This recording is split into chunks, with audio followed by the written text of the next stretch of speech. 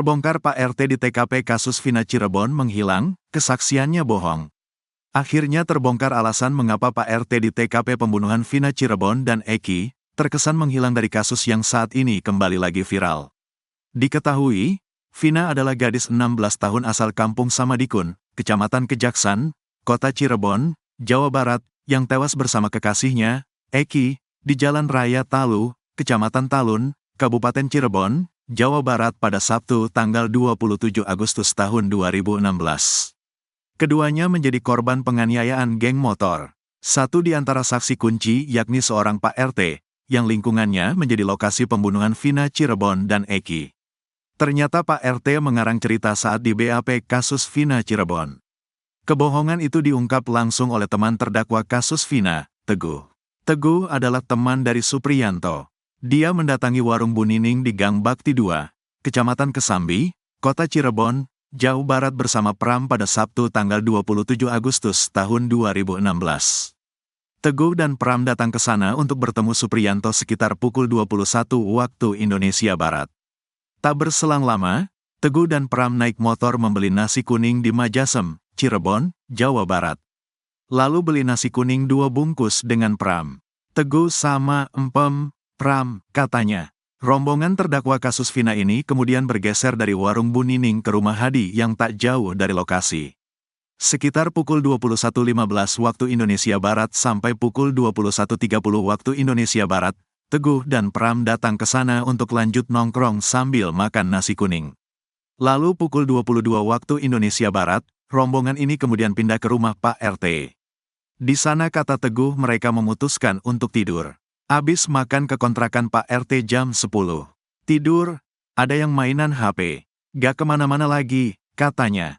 Selang beberapa hari para terdakwa kasus Vina Cirebon kemudian ditangkap polisi.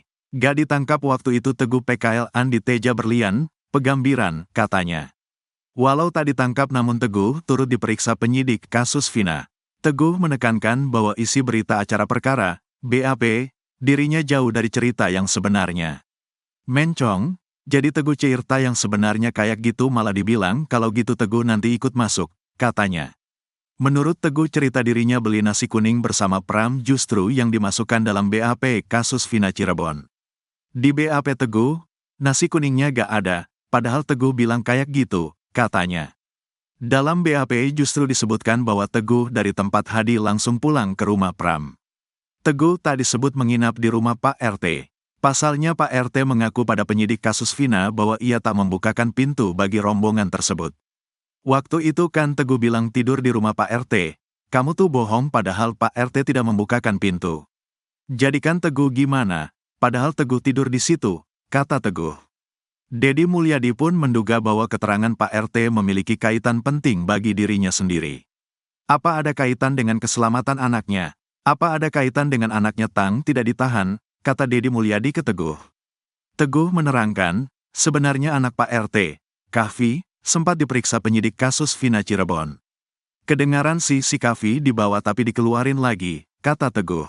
Diinformasikan bahwa 8 terdakwa ditangkap dalam kasus Vina Cirebon, yakni Eko Ramdhani, Hadi Saputra, Jaya, Eka Sandi, Supriyanto, Sudirman, Rivaldi Aditya Wardana, dan Saka Tatal. Mereka ditangkap ayah Eki, Rudiana atas kesaksian Dede dan Aep. Pada Rudiana, Aep dan Dede mengaku melihat para terdakwa ini mengejar dan melempari Eki dan Vina. Cerita ibu terpidana kasus Vina menangis di pangkuan Pak RT, permintaannya tak digubris, diusir. Abdul Pasren, Pak RT di kawasan rumah para terpidana kasus Vina Cirebon rupanya sempat didatangi oleh Ibu Hadi Saputra. Ibu kandung Hadi Saputra, Umainah, bahkan sampai menangis di pangkuan Pasren. Saat itu Umainah meminta Abdul Pasren untuk menceritakan kejadian sebenarnya. Di mana pada malam kejadian, Sabtu tanggal 27 Agustus tahun 2016, Hadi Saputra menginap di rumah kontrakan miliknya. Hadi bersama para terpidana yang lain menginap di rumah kontrakan itu bersama anak Pak RT, Kahfi. Saat itu Umainah datang bersama suaminya, Hasanah alias Sanos. Cari di sini. Namun rupanya permintaan dari warganya itu tidak digubris oleh Pasren. Ia lebih memilih berbohong dan membuat keterangan yang berbeda dengan faktanya. Bukan melindungi warganya, Pasren justru seolah tak mau ikut-ikutan dalam penangkapan 7 anak muda di kampungnya. Pasren membuat keterangan bahwa pada malam kejadian, putranya yang bernama Kahfi itu pulang ke rumah sekitar pukul 21 waktu Indonesia Barat. Padahal menurut para saksi, yakni Teguh dan Pram, mereka menginap di rumah Pak RT. Waktu itu Teguh bilang tidur di rumah Pak RT. Katanya, "Kamu bohong, orang Pak RT tidak membukakan pintu. Gimana ya orang Teguh tidur di situ?" Kata Teguh dikutip dari YouTube milik Deddy Mulyadi, Selasa, tanggal 11 Juni tahun 2024. Merasa bingung dan aneh dengan pengakuan Pak RT itu, Teguh pun terpaksa berbohong. Dulu takut, makanya nyeselnya sekarang. Anak-anak di penjara seumur hidup, kata dia. Pada kesaksiannya yang tertuang dalam putusan Mahkamah Agung terhadap Rivaldi DKK, Pak RT menegaskan kalau Eko Ramadhani dan terdakwa lain tidak pernah tidur di rumahnya. Hanya ketika menjelang tanggal 17 Agustus ada rapat di rumah saksi namun tidak menginap, tulisan di putusan tersebut. Pada putusan itu, Pasren juga mengatakan kalau putranya berada di rumah saat kejadian. Bahwa pada malam tanggal 27 Agustus tahun 2016 anak saksi yang bernama Saksi Muhammad Nurdatul Kahfi pulang ke rumah sekitar jam 21 waktu Indonesia Barat dan saat itu saksi belum tidur, tulis putusan itu lagi.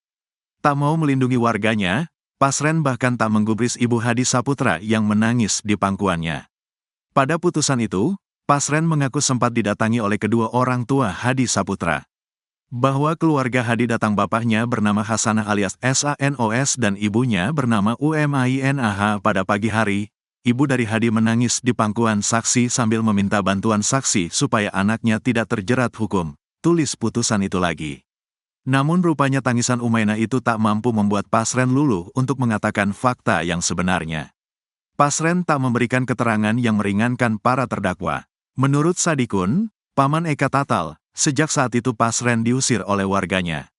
Diusir karena gak punya tanggung jawab, posisi anak-anak di situ dia gak mau jadi saksi, gak mau ikut-ikutan, jelas Sadikun. Padahal menurut dia, Eka Sandi pada Minggu tanggal 28 Agustus tahun 2024 pagi mengaku menginap di rumah Pak RT.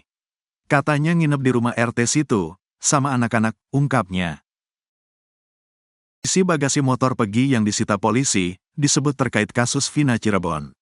Polisi akhirnya mengembalikan motor Pegi Setiawan alias Perong, tersangka kasus pembunuhan Vina Cirebon dan Eki, yang sempat disita beberapa waktu lalu. Diketahui, Vina adalah gadis 16 tahun asal Kampung Samadikun, Kecamatan Kejaksan, Kota Cirebon, Jawa Barat, yang tewas bersama kekasihnya, Eki, di Jalan Raya Talu, Kecamatan Talun, Kabupaten Cirebon, Jawa Barat pada Sabtu tanggal 27 Agustus tahun 2016. Keduanya menjadi korban penganiayaan geng motor. Motor berwarna biru itu dikembalikan ke keluarga Pegi usai menjalani tes psikologi selama 6 jam di Mapolda Jabar, pada Sabtu, tanggal 8 Juni tahun 2024. Motor yang dikembalikan tersebut adalah motor Nouvo berwarna biru dengan nopol Z6046. Motor tersebut diketahui disita saat penangkapan pada tanggal 21 Mei tahun 2024 lalu. Motor itu sempat ikut diamankan polisi di Bandung setelah Pegi dinilai terlibat kasus Vina Cirebon. Setelah menerima sepeda motor Pegi, keluarga dan kuasa hukum membuka bagasi motor di bawah jok motor Pegi di depan wartawan. Lihat, ada Al-Qur'annya di jok motor, Pegi Setiawan, kata Tony RM, salah satu kuasa hukum Pegi saat membuka jok motor Pegi. Tony membeberkan, selain Al-Qur'an, di dalam jok kendaraan tersebut juga tersimpan 2 jaket yakni berwarna coklat dan hitam.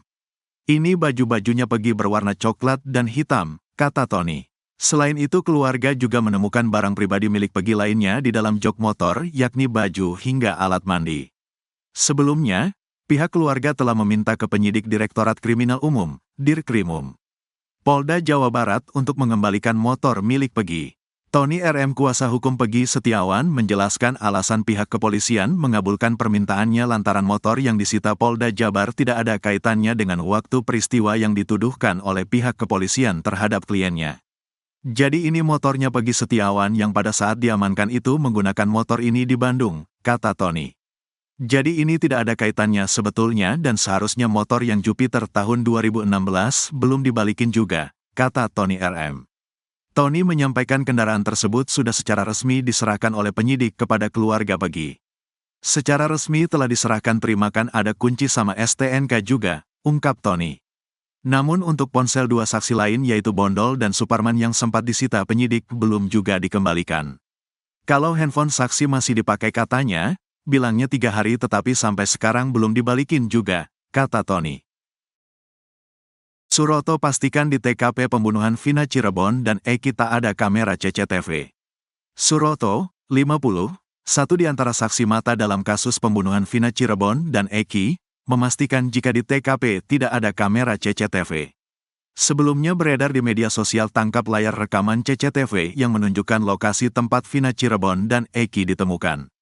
Diketahui, Vina adalah gadis 16 tahun asal Kampung Samadikun, Kecamatan Kejaksan, Kota Cirebon, Jawa Barat, yang tewas bersama kekasihnya, Eki, di Jalan Raya Talu, Kecamatan Talun, Kabupaten Cirebon, Jawa Barat pada Sabtu tanggal 27 Agustus tahun 2016.